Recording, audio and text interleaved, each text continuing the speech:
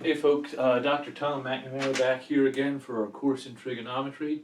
I wanted to discuss one more situation about solving right triangles. Now you'll remember from some previous videos that when we talk about solving a right triangle, we're talking about finding measurements for all the angles and lengths for all the sides. Now, in the examples we've already looked at, we had at least one angle given to us. In this video, I want to talk about how do we find the angles? What if we're just given side lengths and we have to work to find those angles? So here's the example I want to work on. I'm just going to pull one out of our textbook here. So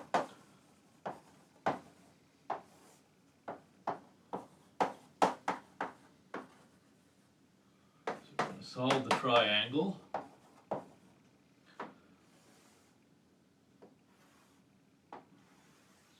Right triangle,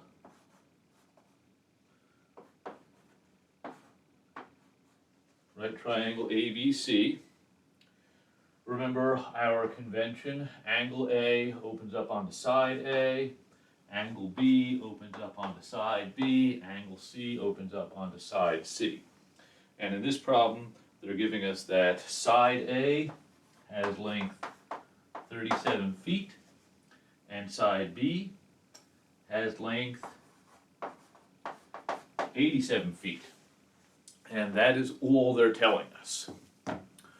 Okay, so a couple things we can do.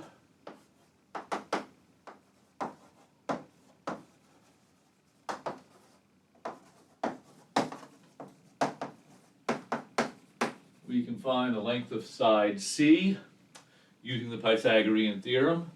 We know that this squared plus this squared is equal to this squared. A squared plus B squared equals C squared.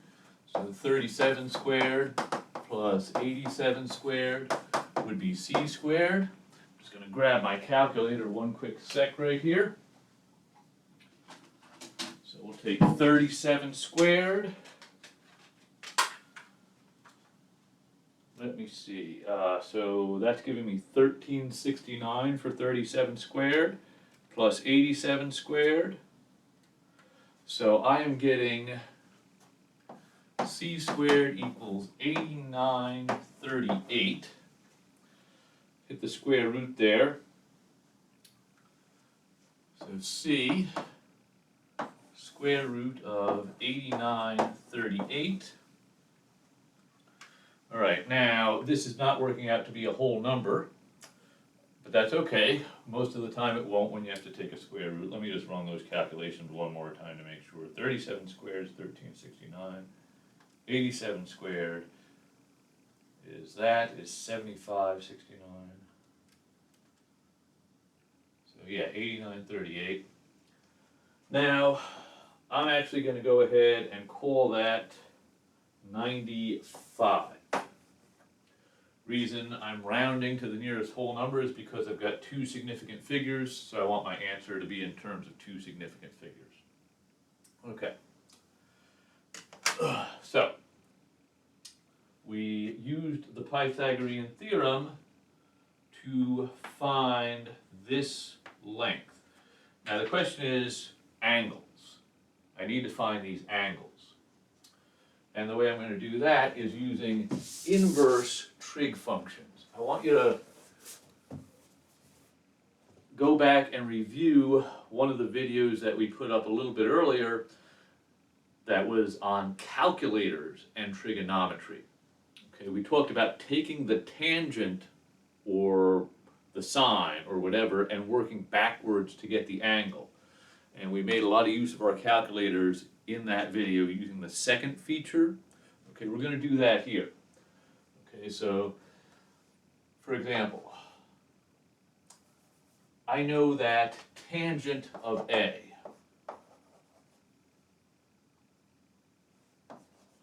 is opposite over adjacent. So tan A must be 37 over 87. Because angle A, well, I don't know what the angle is, but I do know that if I take the tangent, I would take this side The 37-foot side over the 87-foot side, opposite over adjacent. So I know what the tangent is. The inverse tangent is what allows me to work backwards. So A, well, we can find that by doing this on our calculator. I'm going to take 37 over 87, figure out what that is. Second tangent. Okay, so this is giving me two significant figures, 23 degrees. Okay, so I used an inverse trig function to find this angle right here. 23 degrees to two significant figures. That's not exactly what my calculator is giving me. I'm just going to the appropriate number of significant figures. Okay, now since we know this, and we know that C is our 90-degree angle, we can figure out the third angle. Right, 23 plus 90 is 113.